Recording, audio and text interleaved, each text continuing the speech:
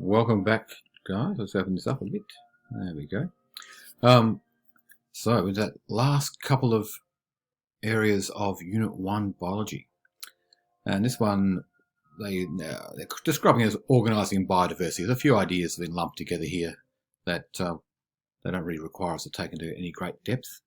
Let's see what's that. Okay, oh, that's okay. So in this one we're looking at biodiversity, clearly. Classification, so when we organise biodiversity, we classify things. And we also name them. Scientists love naming things. Humans love naming things. Humans love classifying. And we use these things called dichotomous keys to try and work out the names of things. And then, of course, the second part of this is thinking about, okay, how do we go about conserving Earth's biodiversity, and why should we bother, really? Who cares? No. So, biodiversity is actually a really important concept. It's only a reasonably new term too. It's probably only the last 40, 50 years we've used the term. But it basically talks about how many living things, biotic, are to be found in a particular space in a particular time. And essentially the greater the biodiversity, the greater the number of species, the better. A population is better with greater genetic diversity. A ecosystem is better with great diversity of living things, essentially. Now, there are two key questions to ask. One is about abundance. You may well have a lot of diversity, but if each species is heading towards extinction, they're all failing, or many of them are, then that biodiversity is pretty hollow, really. And of course, the other big thing we need to think about is, are these species indigenous to the space, or have they been introduced? Now, some introduced plants we don't get too carried away with. Some introduced animals we don't get too carried away with because their impact is low. But those we call pests, so pest plants and pest animals, they're more of a concern. Pest plants are those that, I've been thinking from my reserve that I look after here at school. They're the ones that my animals don't eat. They're not native plants. They're not indigenous to the area. They've been introduced by Europeans at some point to the country from somewhere else. No one's eating them, and they start to take up space within the environment. So my ability to plant plants that are edible to my babies, my kangaroos and things, is reduced.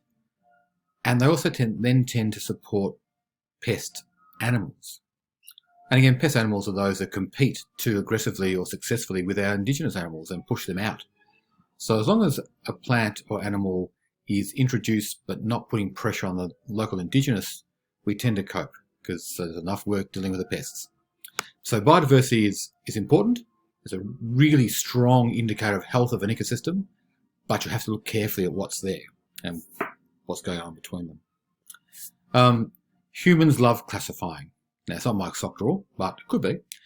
Some people love to really get organised, and they classify their sock drawers. You go to a supermarket, you walk down the aisles of a supermarket, and they're put there for a reason. Certain things are put together for a reason. They're organised in certain ways. They're not very chaotic. They're quite well organised. Things are classified so we can find them more readily and we won't spend less time there. I know my local Richies, and I believe a lot of the local Woolworths now are putting their milk down the back of the place because everyone goes in for milk and bread. So you throw the milk down the back, you got to walk past everything else to find it. So you might buy something else while you're there. Essentially, they're organised in a way that we can be very efficient. And so humans do love classifying, and science is no different. We classify in all sciences. And in biology, we've taken it to a completely another level and created a thing called taxonomy.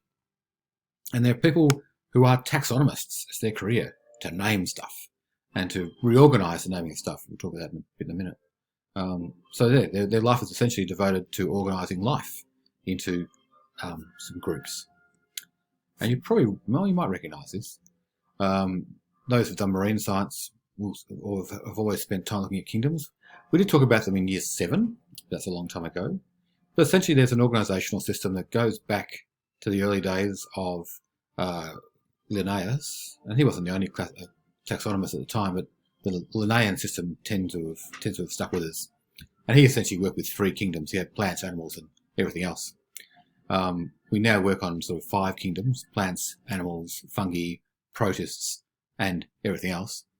But we've also gone above kingdoms. So we're talking now about 2 domains, and they are the eukaryotic and prokaryotic domains, or super kingdoms, some people call them. And then below kingdom, we break into phyla. We belong to the phyla vertebrata. We have vertebrates. We have a backbone down our spine. And then look at classes and orders within the class. So I think Mammalia is our class, and our order is placental mammals. And we belong to the primate group, and of course a family. And our genus is Homo, and our species is Sapien. So we can we've organised to that level. If I'm in the same species as somebody else, then I am really, really very similar, taxonomically speaking. If I'm in the same kingdom, there's a lot of similarities, but there could be a lot of differences too. I don't look much like a fish, and I don't swim very well, so I'm not a particularly good fish. I can keep myself alive, but I'm not going to do 100 metres fast. In the past, this was all worked out on what we call morphological features, the anatomy, the things you can see easily. And so much of the work done in taxonomy up until 40 years ago was very, very much based on simply structures. The last 2 decades, especially since we started being able to sequence the DNA of all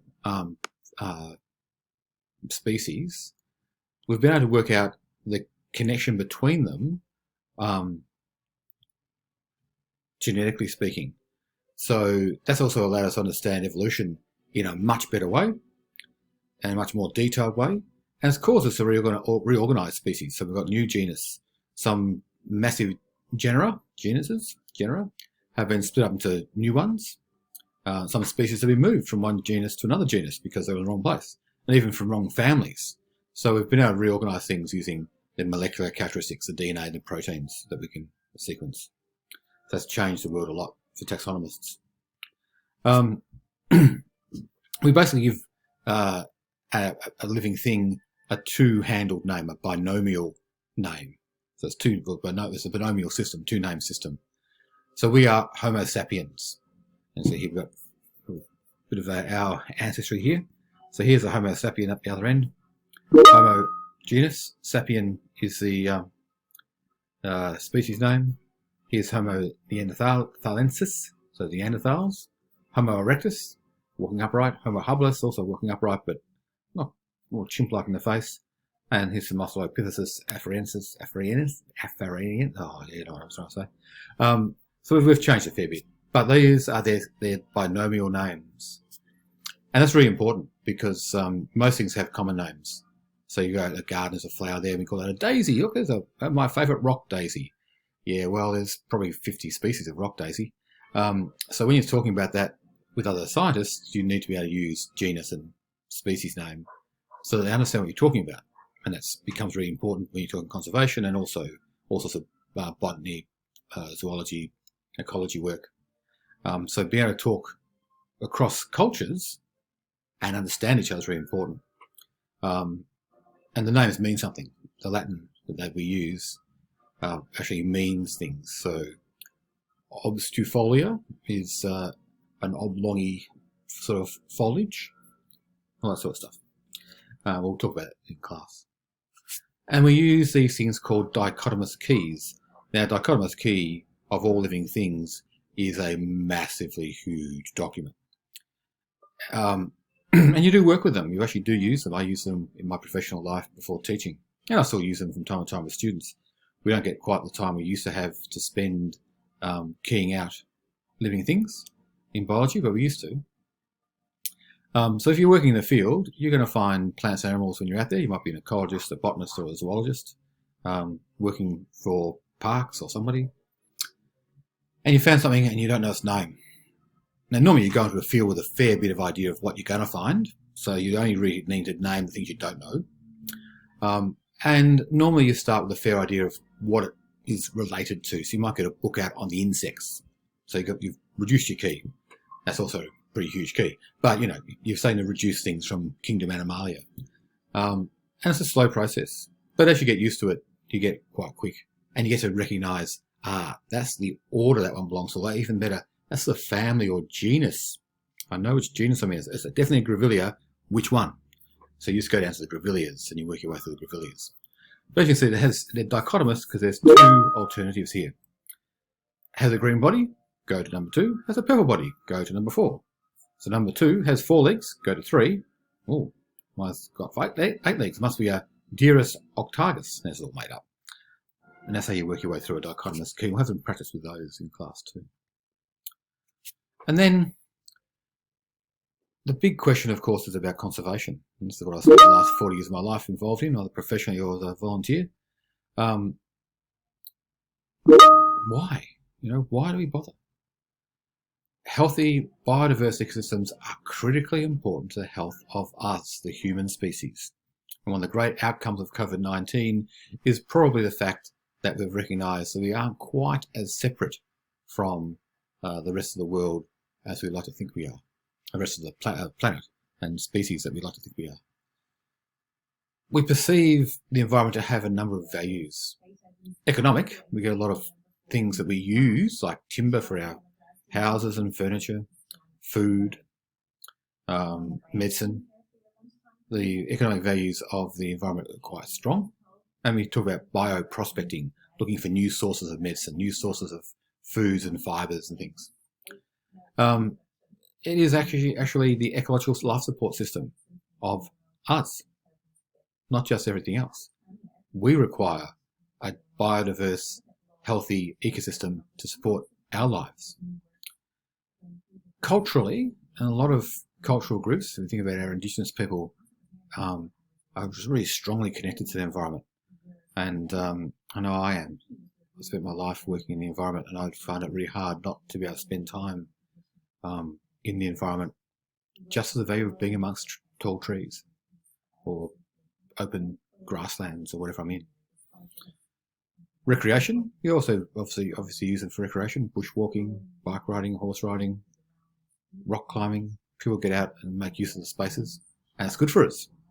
Those who have been studying psychology will know all about nature bathing and the incredibly important mental well-being which comes from being in nature. There's huge scientific value. We get to learn a lot about our own species and its needs by studying ecosystems. And there's this aesthetic, this idea of just having to have it for the sake of having it because it's important. So how do we take action?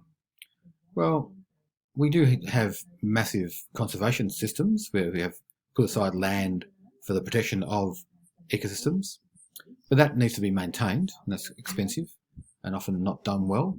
But we have a very reasonably robust system in Australia of national, regional and local conservation work areas. We put in place recovery programs for individual species on the point of extinction. And our lovely eastern quoll they're looking at is an extinct animal on the mainland. I know we breed them at school. We breed them as part of a recovery program. To be able to breed animals for rewilding, you need a recovery program in place first as part of the sort of legalistic process. Establishing green wedges and corridors through urban areas is also really important for animals to be able to move through, for us to have plants to give us shade, to feed our insect pollinators and bird pollinators for our gardens. These are all really important spaces. We can do heaps in our own garden and in our own local areas, as well as more broadly. So, organising biodiversity and a bit of a plug for conserving it as well. And we'll see you in class very, very soon.